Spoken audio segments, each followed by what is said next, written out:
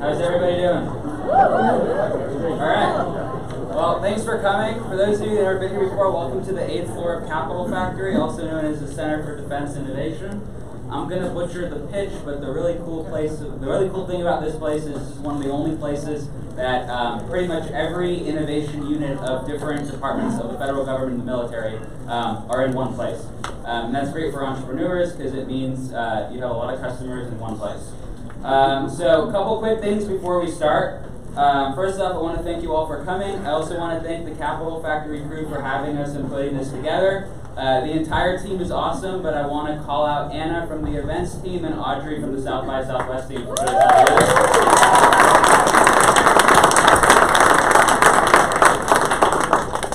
Alright, so before we begin, I just want to address one question that I know is on everyone's mind, and then we're going to get it out of the way. So the one big question on everyone's mind is, can the leadership of the Army assimilate to the culture of Austin? And to prove that, I have a video. So to my left, you see Lieutenant General Ostrowski. On the screen, you will see Lieutenant General Ostrowski on a scooter on 6th Street on a Friday night. Kicking ass.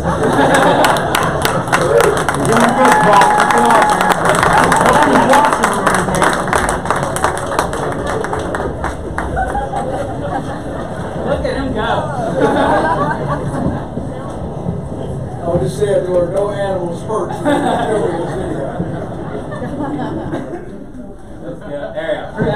There we go. All right. There we go. Round of applause for General.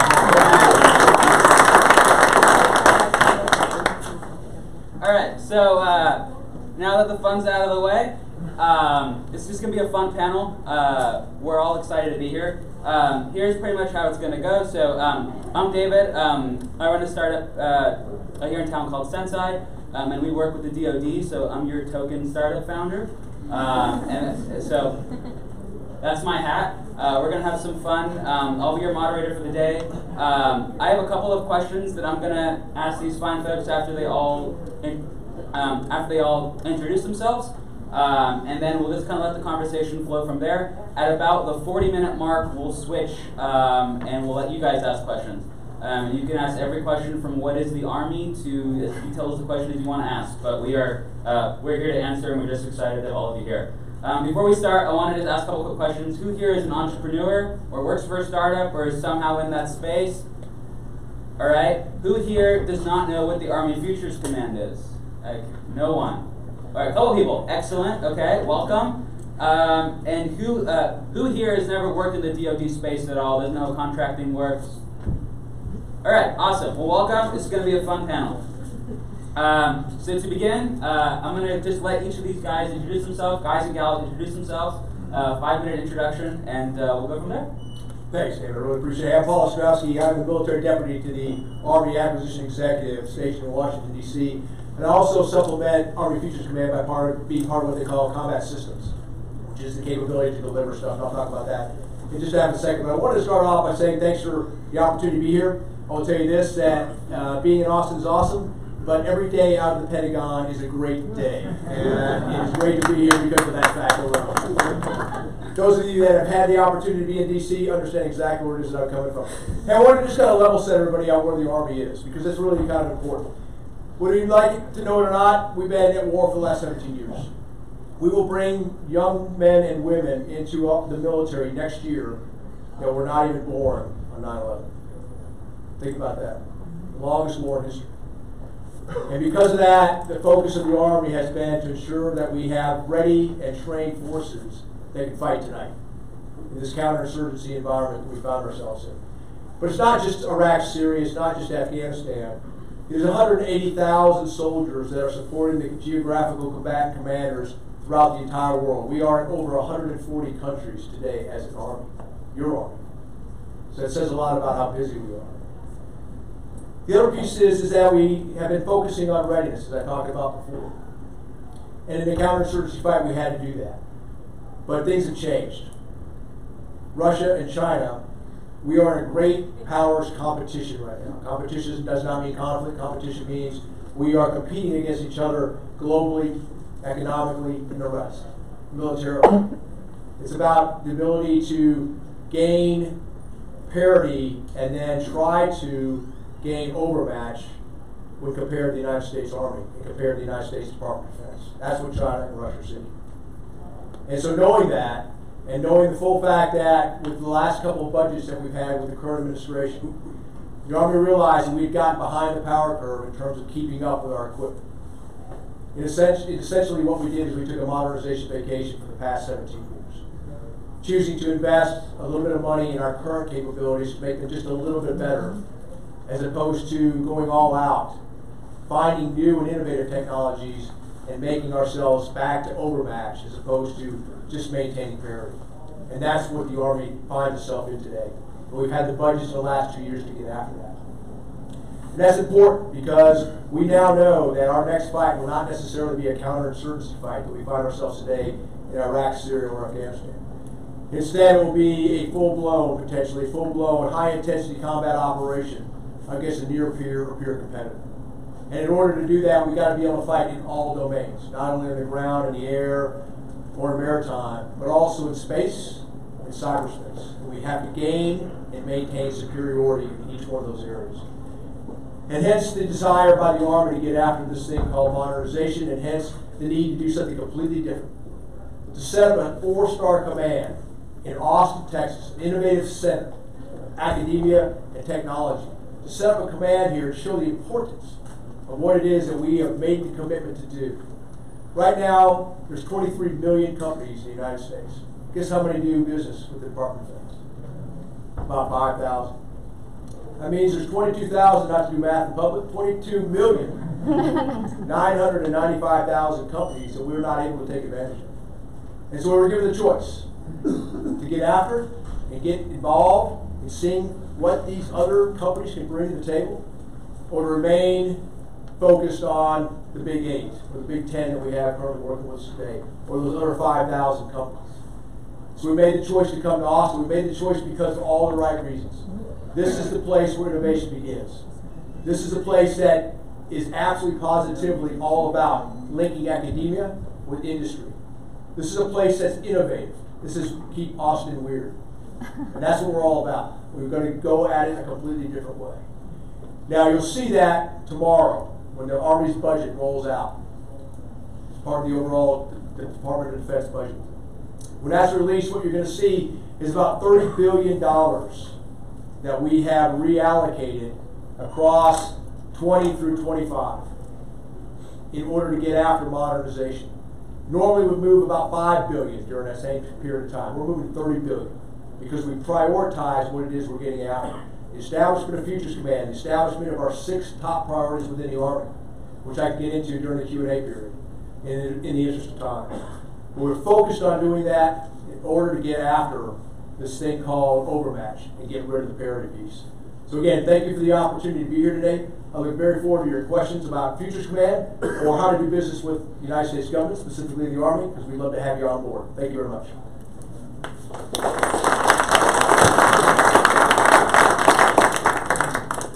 Hard act to follow.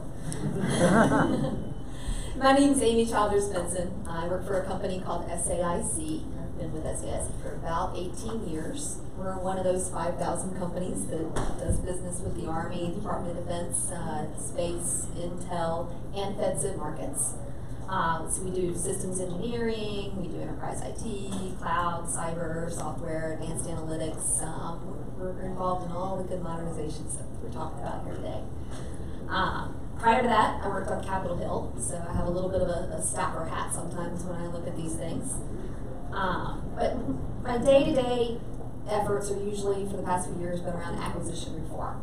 And it's usually working with Capitol Hill, industry, the department, and others on the puts and takes that go into the annual acquisition reform process. What's the best contract this year? What's the overzealous bureaucracy that we're going to push back on? All those kind of good things.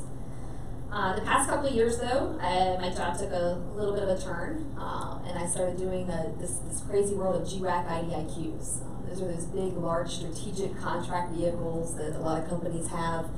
You can then run some work through task orders, get on contract a little quicker. So I do that for the company, and I also run our small business outreach program. And And so as part of this, basically what I've come to realize and understand is up close, very personal. There's a lot of pain points to doing business with the federal government. And look, I'm one of those people that likes the FAR, okay? I actually hang out with people that talk about federal acquisition regulations. I guess you could say that's my part in being weird in Austin. There's a 12-step program to help. But it is a tough process, and it's in taking on these new responsibilities. I've learned how difficult it is for a small business to come into this market. And then that's part of what my job is to try to help ease into the market a little bit for a number of you guys, right? So I would love to talk with, especially those of you that raised your hands that aren't in the defense market. I want to talk to you about how we can get you into this market. Anyhow, along with my new responsibilities, all this came along as a lot of changes going on the government front as well. And as I sit here and talk about all the things that are wrong with acquisition, I feel like I should take a second to talk about why I do this, right? Why is SAIC in this game? Why do I think all of you should be in this game? And basically, it comes down to that feeling at the end of the day that you're part of something bigger. It's not all about the business case at all times. There is something about just being a citizen of the United States and giving back that at the end of the day, you have that feeling of you helped the mission. And that's what I take home with me every day when I leave from SAIC. And I want to make sure that everybody in this room understands that, especially of you folks that aren't working with the Defense Department currently. Because that, to me, is something that is overlooked when we have these conversations. Anyway, so here's what's going on that's good. Over the past few years, like I said, I've been doing acquisition reform for some time, and it's the normal puts and takes normally, but now it's changing. I think folks have realized exactly what General Ostrowski's been talking about. We've got to do this better. We've got to modernize. We've got to do so in a faster fashion and in a cheaper fashion. So what I'm seeing at the department right now is all about speed and cost. Basically, the department's seeking those new technologies and how to get there faster, but they're also seeking those efficiencies, right? How can we make the systems that we've been talking about for so long more efficient so that we can wring the dollars out of those and use those to invest in the new technologies? And that's where I'm hoping a lot of folks in this room will have some solutions that can help in both of those categories. The really cool thing about all of this is it's coming together. Congress, my little congressional hats, and the department, and everyone's actually coming together. And everybody's in agreement that we have to have flexibilities to do this. So the Congress has given the department a lot of flexibilities to waive a lot of those FAR regulations that cause the problems. If it was a good case, of course, they've done a good oversight case. But they've also done things like expand the use of OTAs. For those of you that aren't familiar with OTAs, other transaction authorities. This is a great way to get around the FAR, basically, okay? And there's another piece of those CSOs, commercial service offerings that you're seeing. They're kind of like OTA authorities to give you a lot of flexibility to get on contract faster. And the best thing for everybody in this room about both of those is they're really targeting the non-traditionals and the small businesses. They're looking for the new technologies to come into play on these. So it's a great way, it's a great thing for some of you non-traditionals to look at in coming into the market. The SAIC is a member of over 20 consortia, and so the consortia are kind of these third parties that run a lot of these OTAs. If you're interested in getting involved in that area, I urge you to take a look at them. There's a consortium for every part of the department and for almost every technology. And they're a great way to get involved. You still have to do the work. They're not I joined the consortia and you get a contract. It doesn't work that way. But the thing about OTAs is they're adding up to real dollars. Okay? In FY17, there were 177 OTA agreements. 1 year later, there were 331. And the value on those went from $800 million to $2.5 billion in 1 year. And so the really cool part about that is that's not even the money that's eventually going to be spent. Those are the dollars to get things rolling, right? So the idea is you get an OTA, you go in with a low dollar concept, you approve it. Congress gave DoD prototype authority, so you actually get to build the prototype, see how it works out, and if you're successful, you get a pretty good leg up into the coming in afterwards to go after the production and be able to really scale it to make a difference.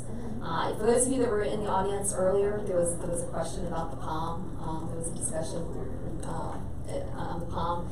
Basically, that this is where that comes in, right? You can take that proof of concept and make it successful, and that's where you then take it into that program objective memorandum for those that we're following, that is basically the memo that tells the secretary, here's what we want to fund. That's how you get started in the budget process.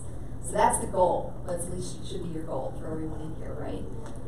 Anyway, we are here in Austin. We're very excited to be opening up a facility right here in the Capitol Factory. The acquisition system, this has never been a better time to bring in disruptive technology, and that's part of the reason we're here, to start meeting a lot of you, to find those emerging technologies so that we can have win-wins for not only you, us, and for our government customer. So look forward to answering any questions I can. Awesome, thank you, Amy.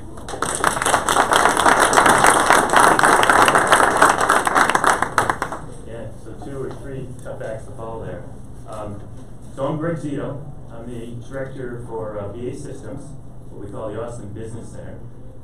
So I think most people here, if you're familiar with BA Systems, you recognize that we're this rather large aerospace defense and security company. And that's true. We're a traditional prime contractor. And so, with that, we've got 100,000 people globally. We're in 20 or 30 different states.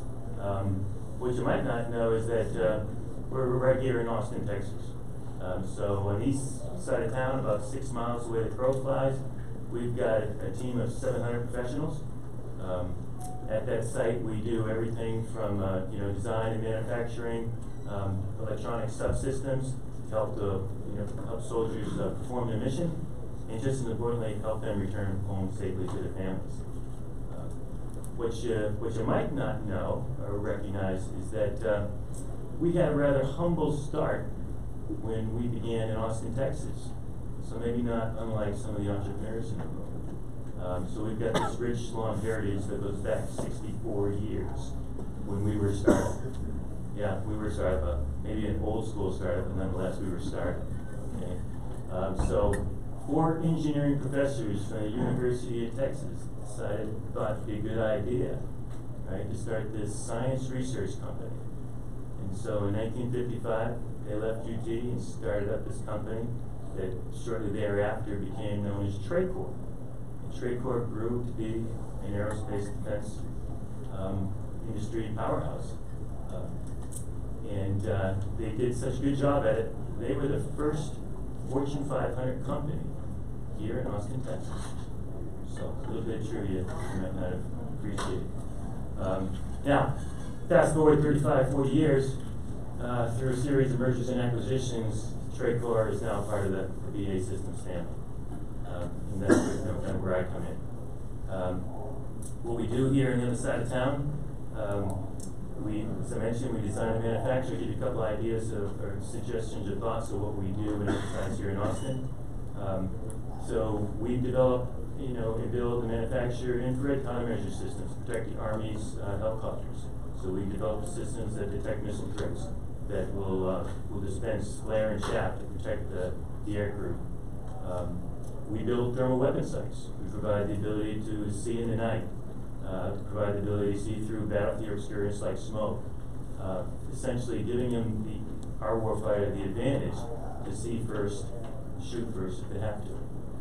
And more recently, some emerging technologies, we're developing 360-degree situational awareness systems so that commanders and the crew in armored vehicles, while they're under the hatch, have that type of SA around their vehicles. And we're extending that into active protection systems to protect combat vehicles, when they're in the heat of the battle. So think a little bit about what we're doing here. If you think about it, though, and you kind of distill it down to its core, what we do is we leverage technology and try and provide it in a way that we can equip the soldiers. So what the general was talking about is the overmatch capability, so that if our soldiers have to fight, right, they can dominate and win and return safely home. Okay. Let me shift gears just a little bit, talk a little bit more about what's changing. So we recognize that, how are we doing in time? Another minute. Another minute? So we recognize that we had, business like BA Systems we have to do more. We have to do more to outreach beyond our traditional business circles to tap into ideas and fresh technology. And so we're proud to be part of the Corporate Innovation Council here. In fact, we're going to have an office, we're leasing an office on the 5th floor, so we're going to have a presence here. Probably the most significant thing that we're doing is we're standing up and we're expanding on our FAST Labs folks. These are folks in our organization that are our engineering scientists. Part of their job is to scout for ideas. And they'll be interacting here at the Capital Factory. They will be attending your events. We'll probably even host a BA event. But again, trying to flourish the ideas that folks in this room have, and try to then bring them to fruition. So with that, time's up. I'll back to David. Thank you.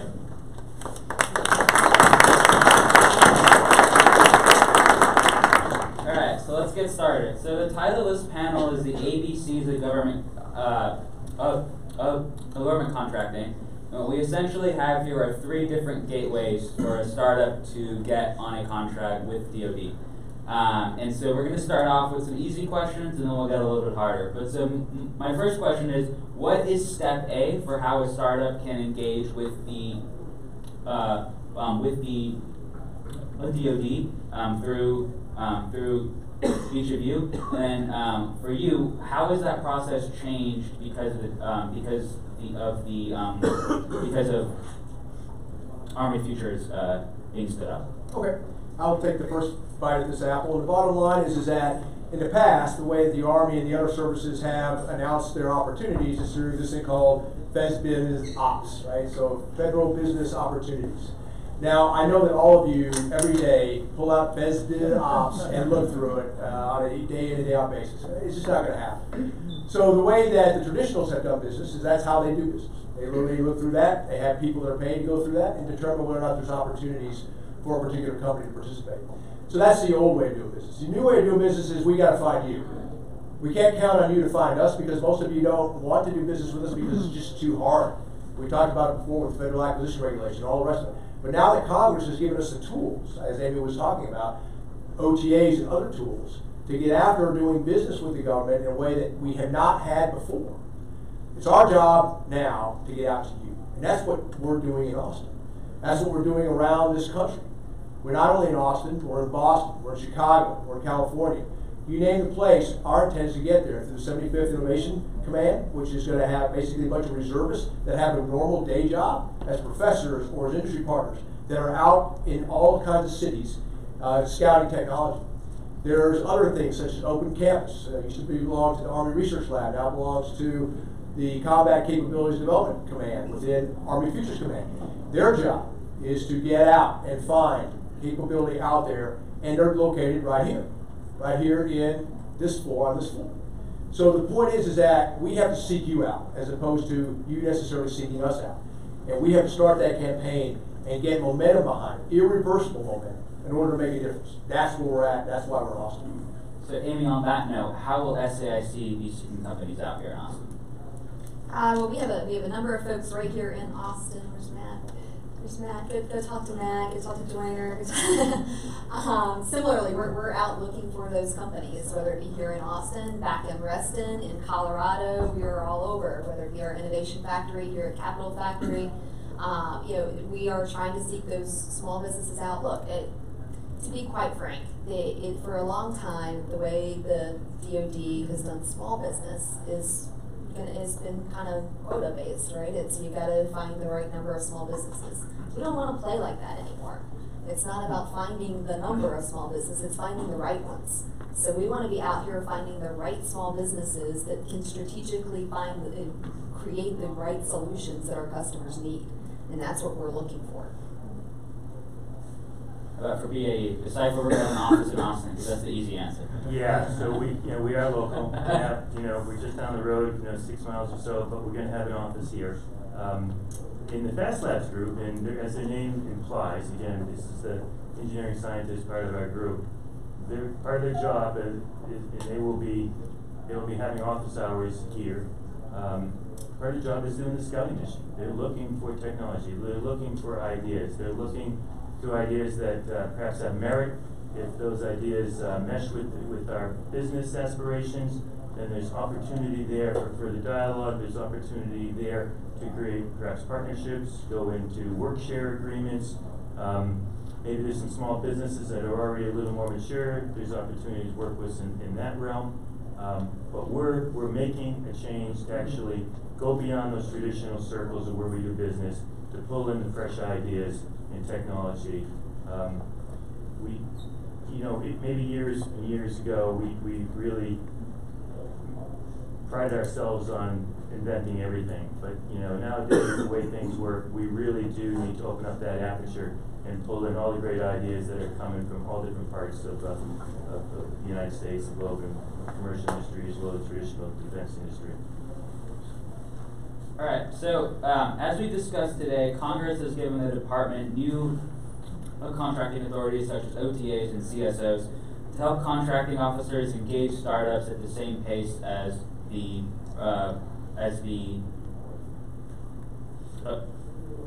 private sector does. Yeah, this panel is going to be filled with jokes and stuttering, so you're in for a fun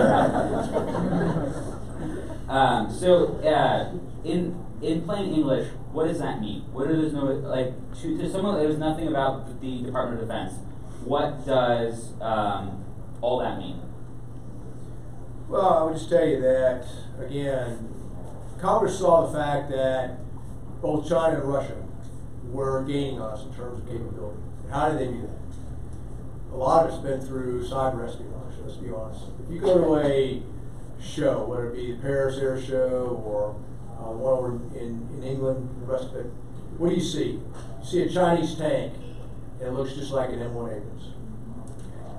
They've gotten parity with us because they've been able to use their tools to find your IP, whether it be government or whether it be private industry, grab it and run with it.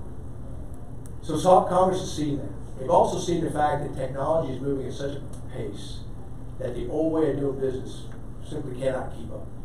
Cold War days of doing business lockstep, 10-year, 15-year developmental programs are not the way of the future. Because by the time we get it fielded, it's already going to be way too late in terms of technology that passes by. So they develop these tools, OTAs and others, to be able to get after each of the companies that are out there that would like the opportunity to do business, the way that business does business with business, as opposed to the way the government in the past has done business with industry.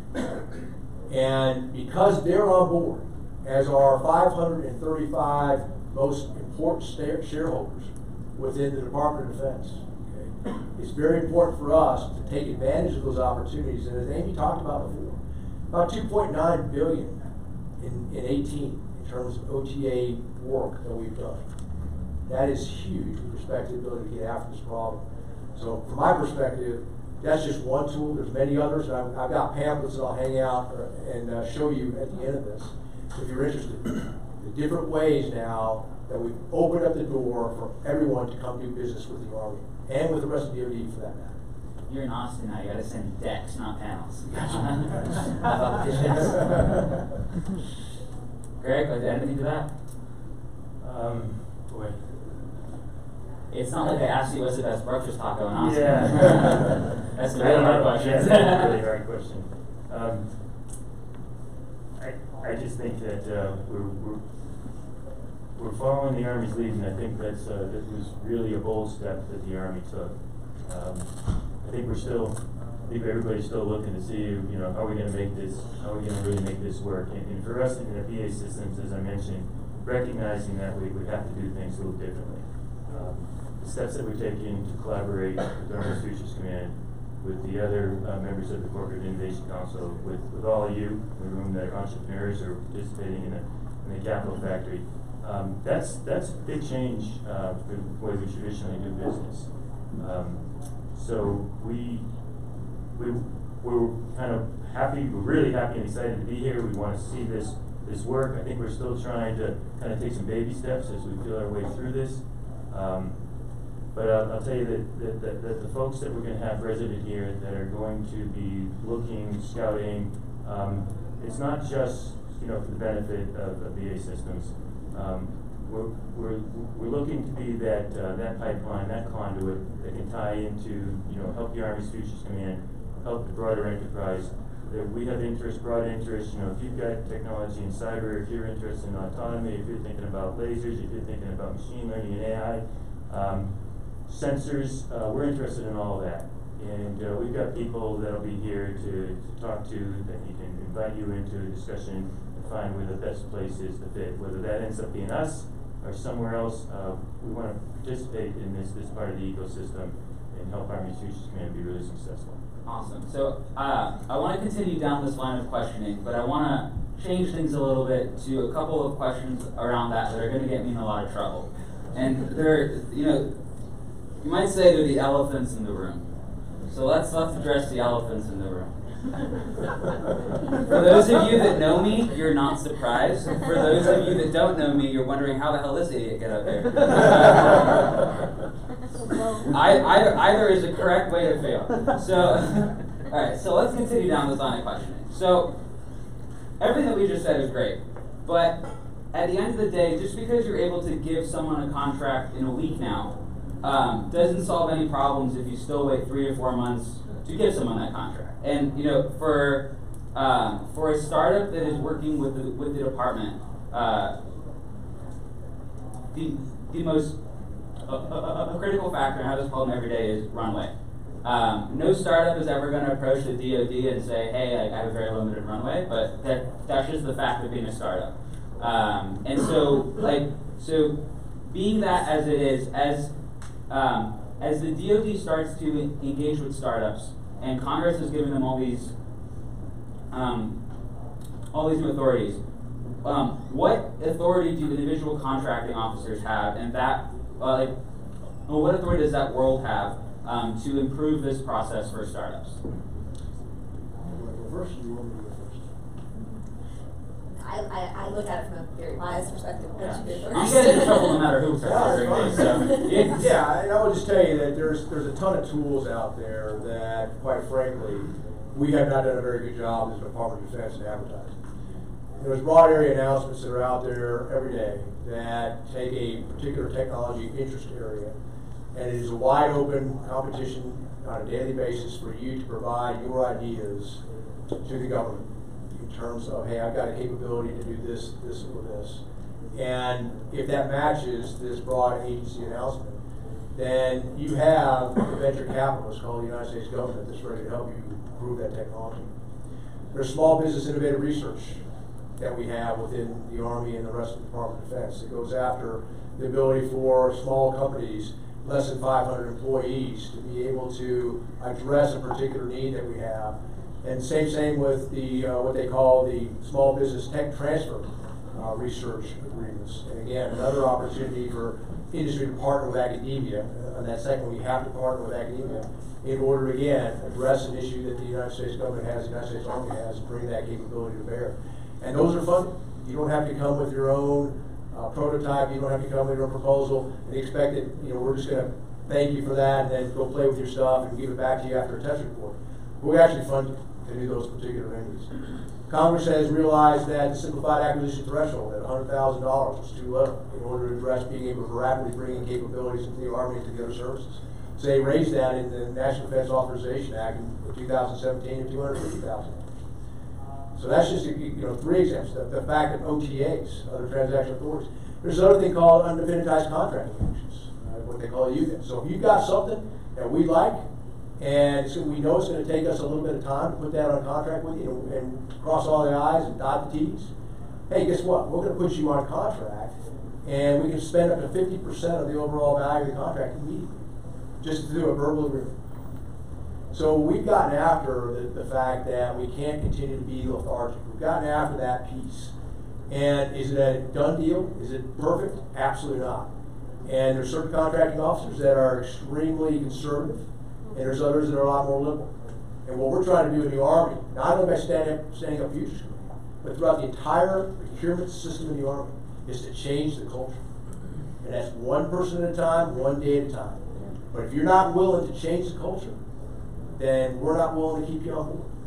Because if you don't do what it is that we're going to get after, soldiers in tomorrow's fight will not live to tell about their day.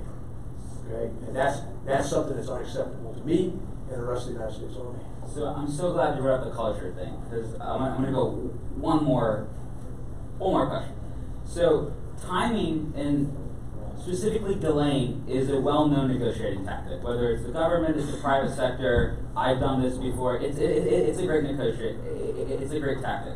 So is the idea of rapid acquisition a threat to a contracting officer's performance review?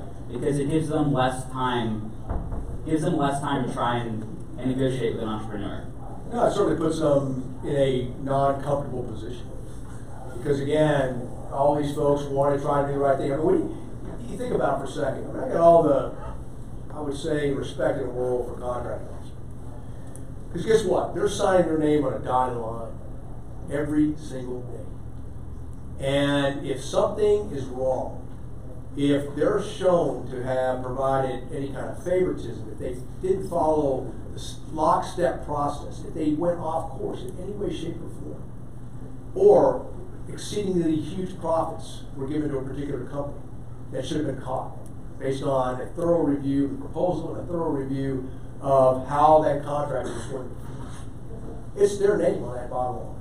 They sign on behalf of the United States government. Okay?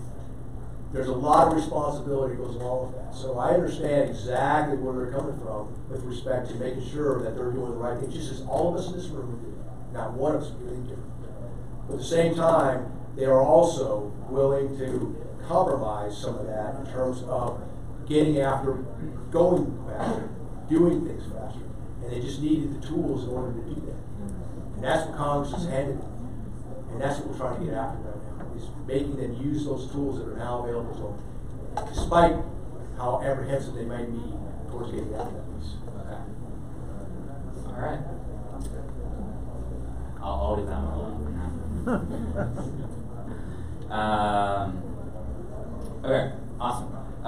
Let's switch gears for a second. Let's now, so that's the direct gateway. Let's switch to working with an established prime.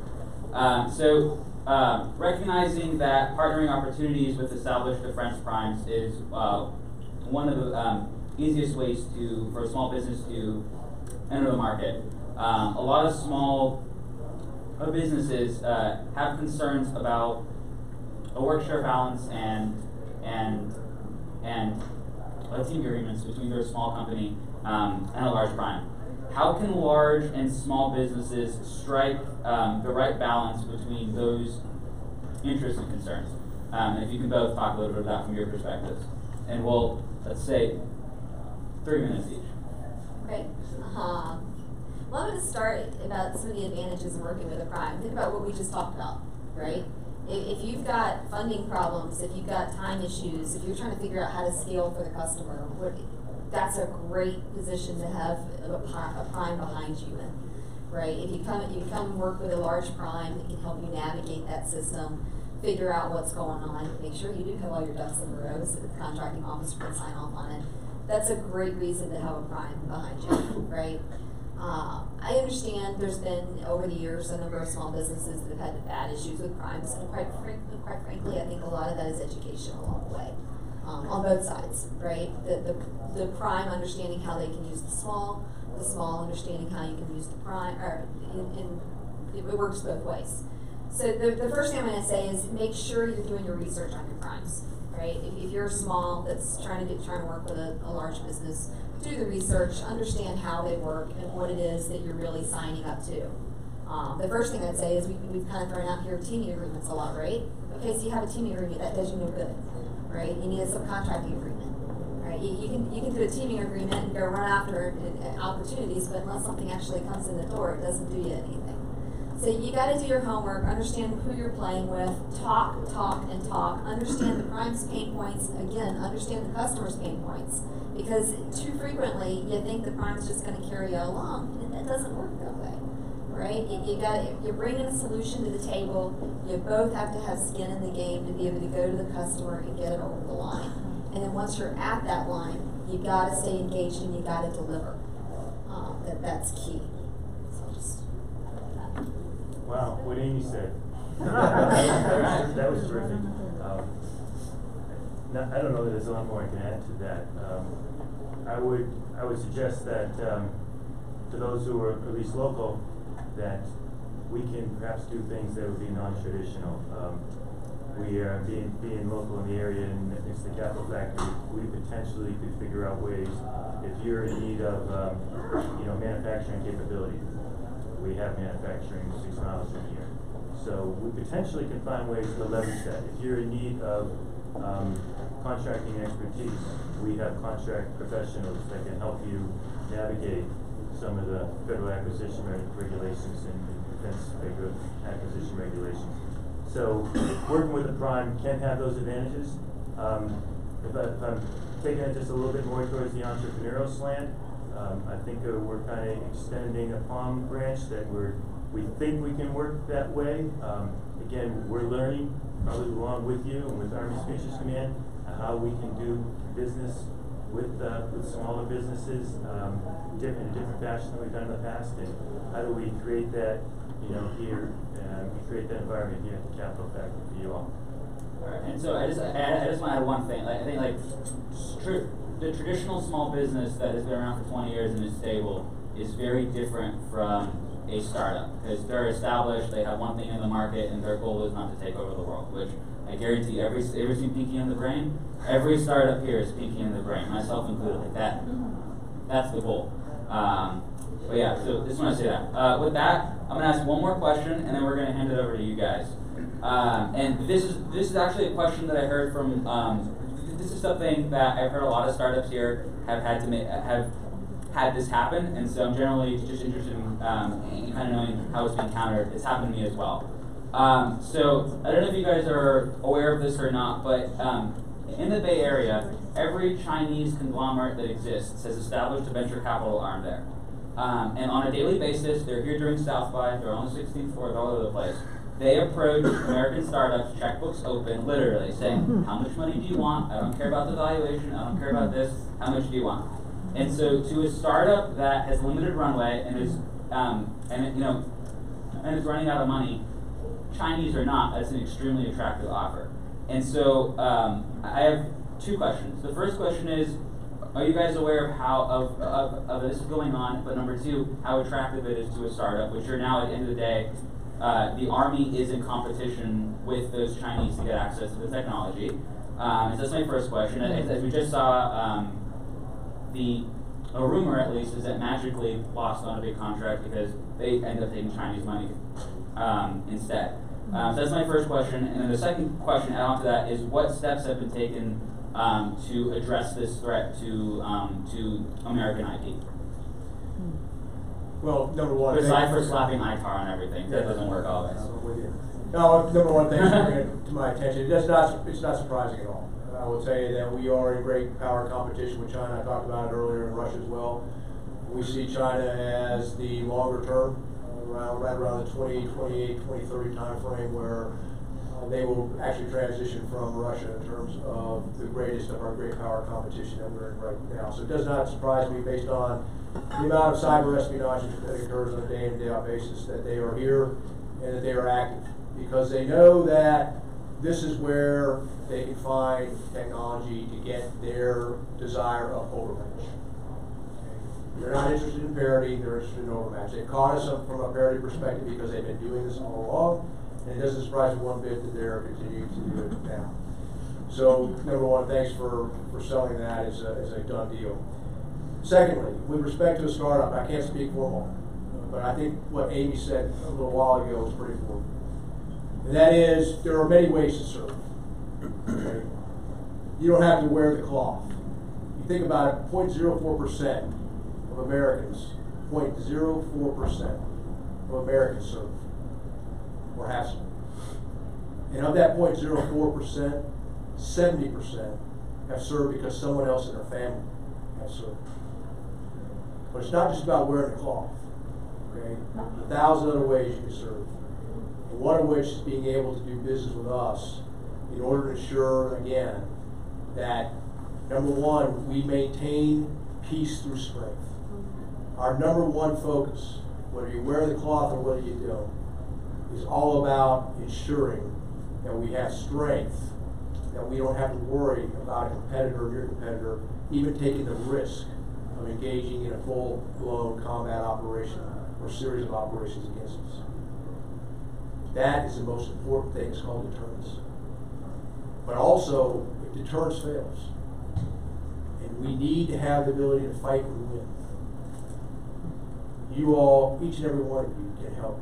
You can serve in your own way by bringing us technologies. It's not just about lethality, ladies and gentlemen. It's not just about having overmatch against our peers and your competitors in terms of lethality. There are 1,000 other things that the Army is asked to do on a day in and day out basis. Think about it. Humanitarian disaster, okay? Humanitarian relief, natural disaster, all these things that the Armies can call. You know, when the floods came and the hurricanes hit North Carolina, Florida, who was there? Texas. Who was there? The United States Army. Okay? So many of the technologies that are out there don't have to be lethality based. We got problems in networks. We got problems across the board in ISR, intelligence, surveillance, reconnaissance. We got many things that are dual-use technologies that are out there in the commercial marketplace that we have to tap into.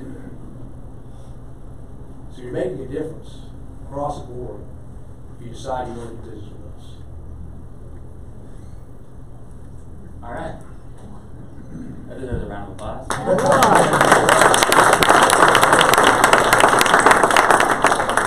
All right, with that being said, there's a microphone right here in the middle. Whoever has questions, let's get this party started. And if you want to tell us your name, we'd love to hear it. Sure. Hi, everybody. I'll get rid of the elephant, unless he wants to awkward question, then I'll bring it back up. The light's on, but there's no sound. The light's on, but there is no sound. Ryan's got it. There you go. All right. Hi, and thank you so much for serving. It's just good to be reminded how much you all do for us, so thank you, General. My name's LaTanya McGee. I'm an entrepreneur here locally in Austin, and I have been trying to do business with the federal government for quite a while. We have provided services for NASA, but it's been a little while ago. But definitely, have our NAICS codes, registered in the system for orders management, have gone to countless OSDU meetings, etc., in Washington, coming back and forth, and it's pretty much time consuming, but as you probably know, Amy, it's almost like you have to be in Washington, knocking on doors every day, being reminded that, we are available for services, and we can go far apart, 54 and 46 or whatever, but it's just very consuming. So I'm so glad to hear that you're here local. You're going to be in Austin, is it?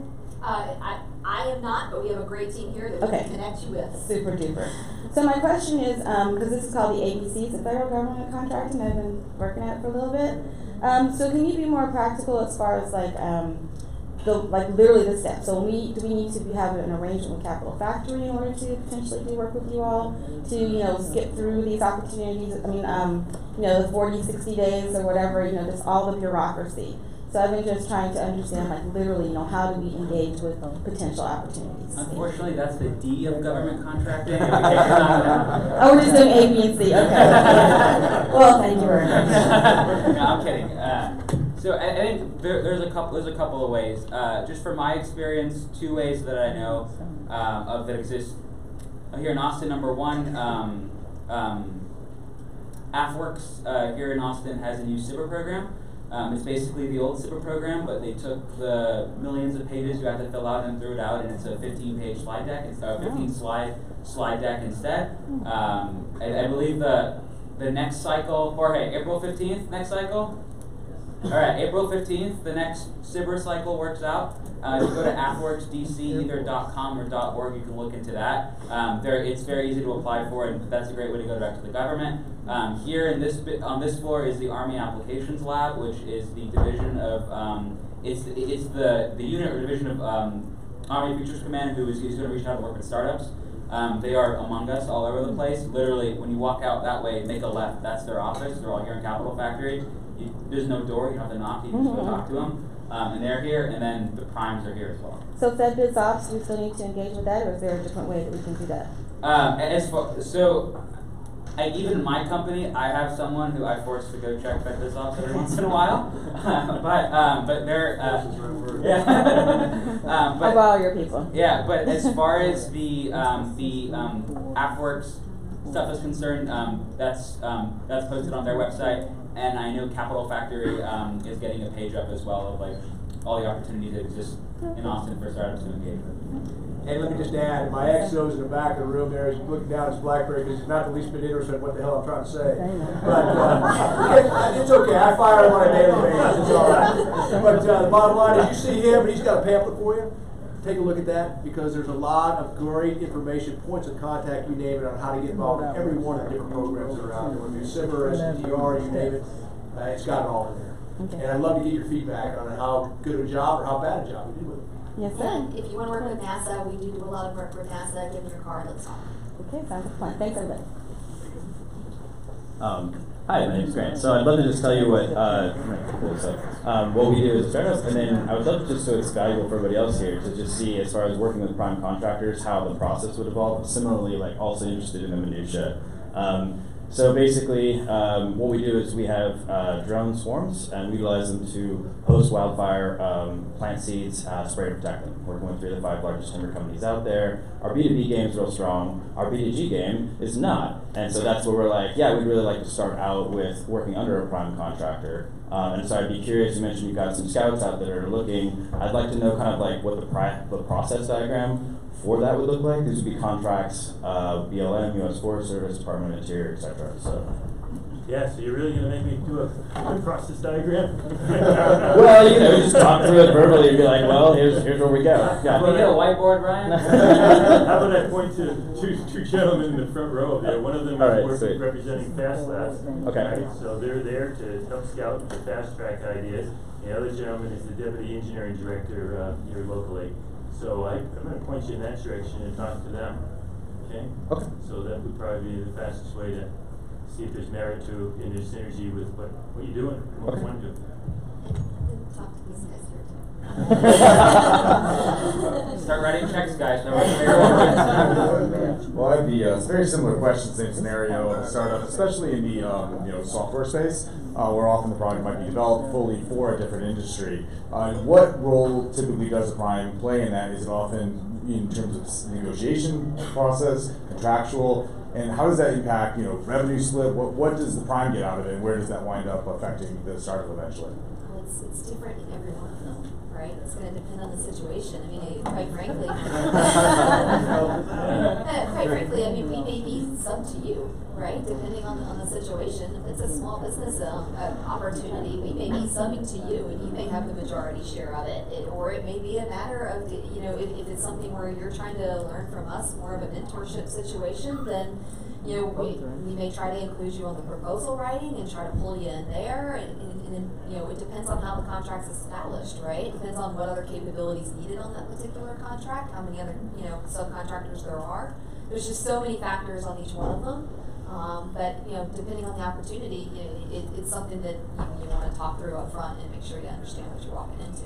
I hate to ask, but can you give an example, just so we get a ballpark range of the kind of revenue split and work share that typically goes into it? Just a good example. I mean, I've seen everything from again, it could be a situation where it's a small business contract in which you have the majority of the work share. You could have 70% and we have 30%, right, or even more.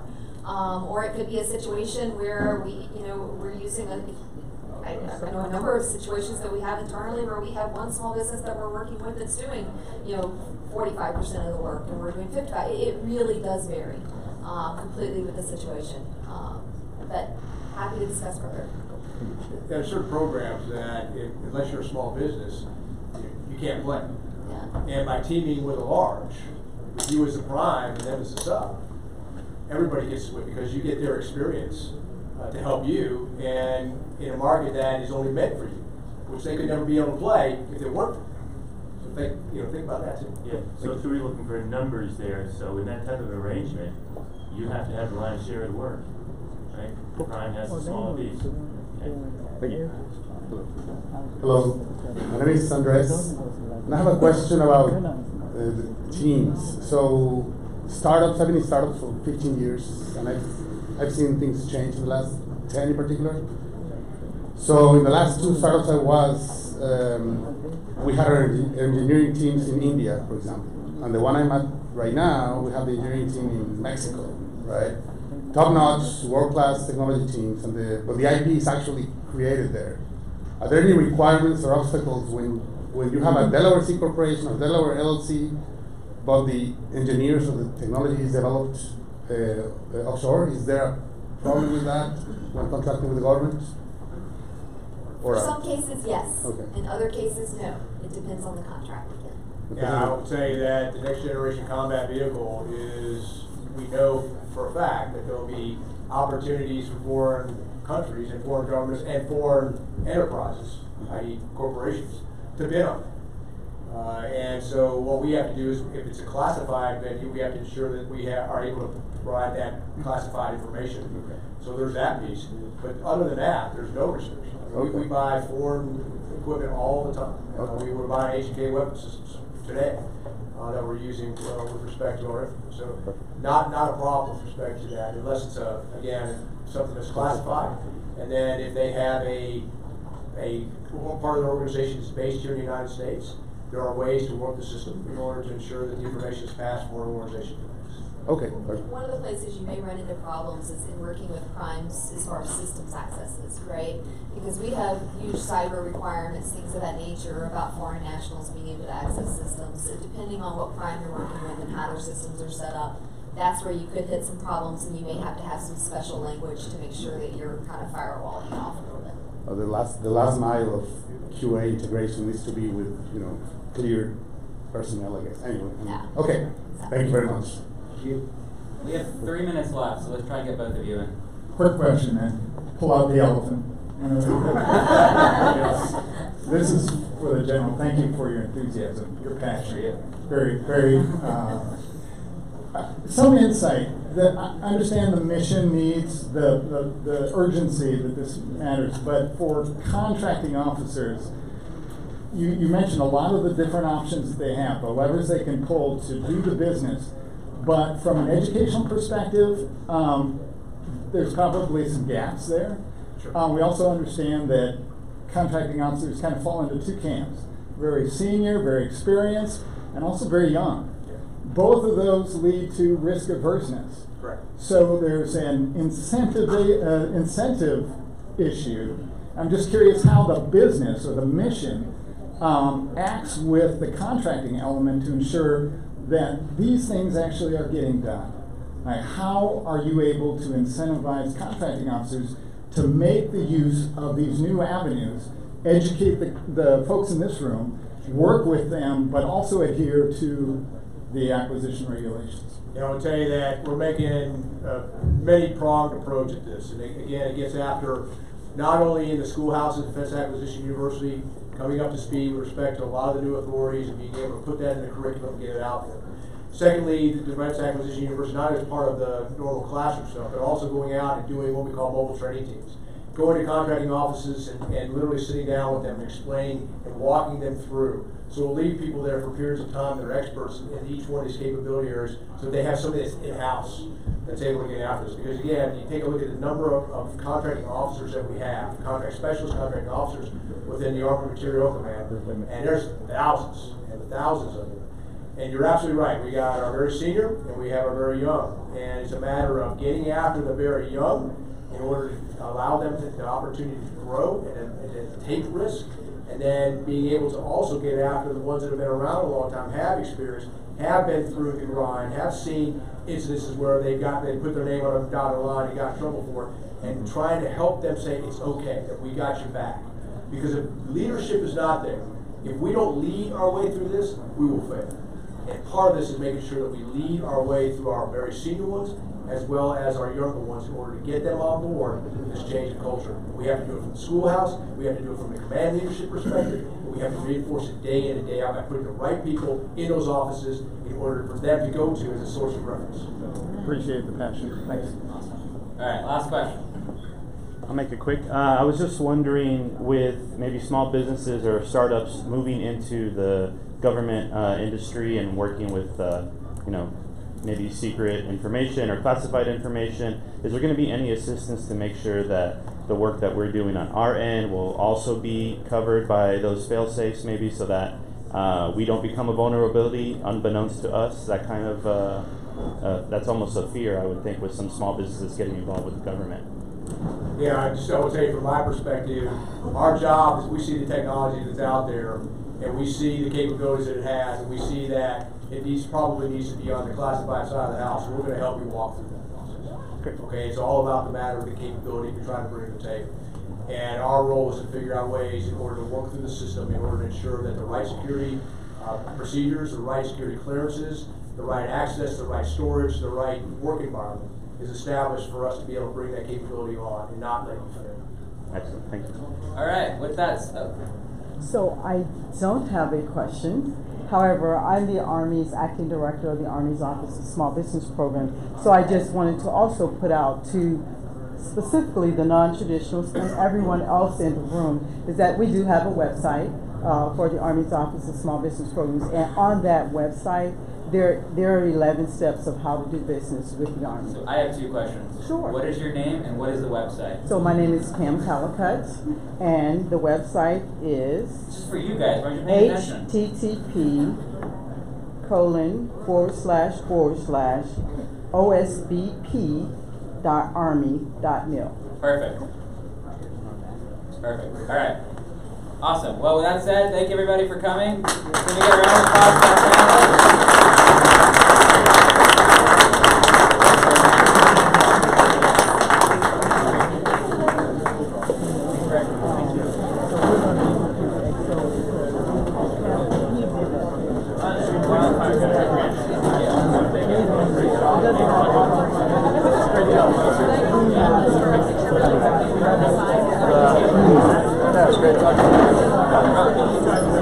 What's up, man? Hi. How are you? Hi. Are you in Austin or are you somewhere else? I'm at the Pentagon. I have the elephant in the picture. I feel like it's a permanent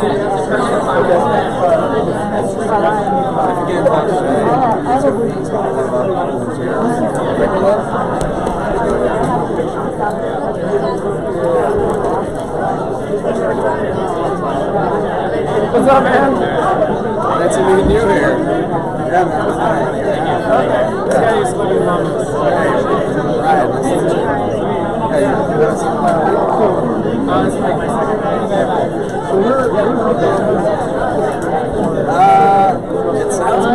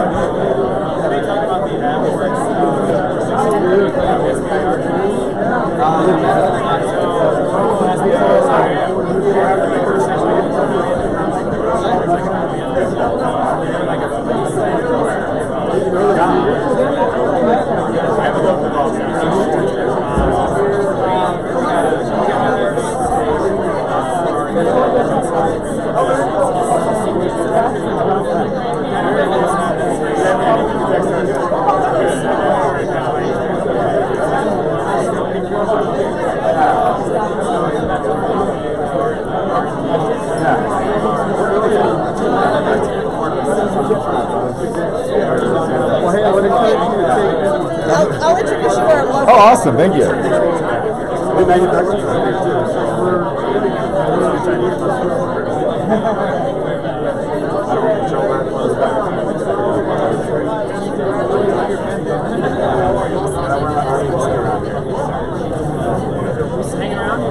Yeah, I'm not going to be here. I'm actually going to be on site. Hi there, how are you? Nice to meet you.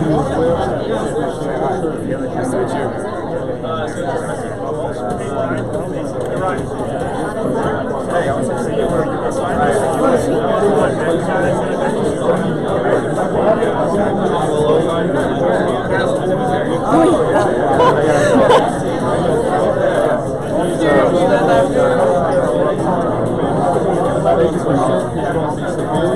That sounds so badass.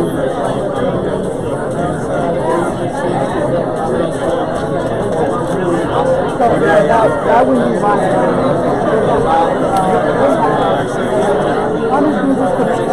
so if you weren't in here when they had the latest panel up here. The person who's the moderator.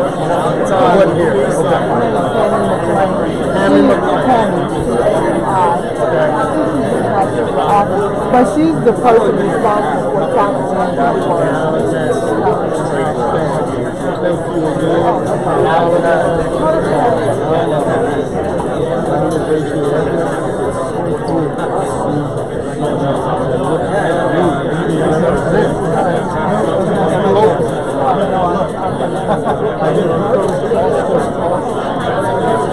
he is certified to teach but I have to establish a small business office to advocate for small business.